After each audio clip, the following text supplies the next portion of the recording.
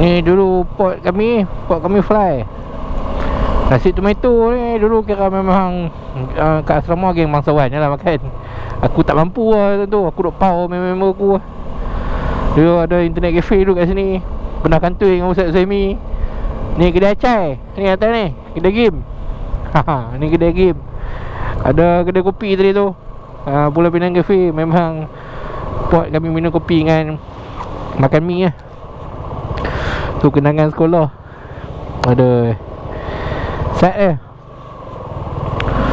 masa berlalu begitu cepat.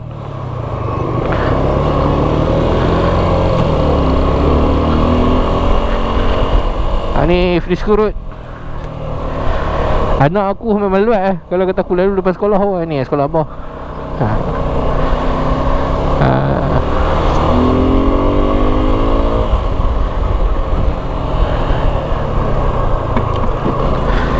Tak tahu nak cakap lah. Ni macam Penang Free kan sekolah aku. Aku memang sentimental sikit lah. Yang ni semua quarters cikgu ni. Arwah cikgu Sober semua rumah belakang ni. Cikgu Latif semua rumah ni. Geng budak-budak luar. Mereka duk fly. Mereka fly pagak. Lompat pagak depan ni. Selalu mereka lompat kat sini. Nampak lah cikgu nampak. Kelas tu tu. Budak-budak luar kemas sikit. Mereka fly. Mereka main MACD sebelah ni.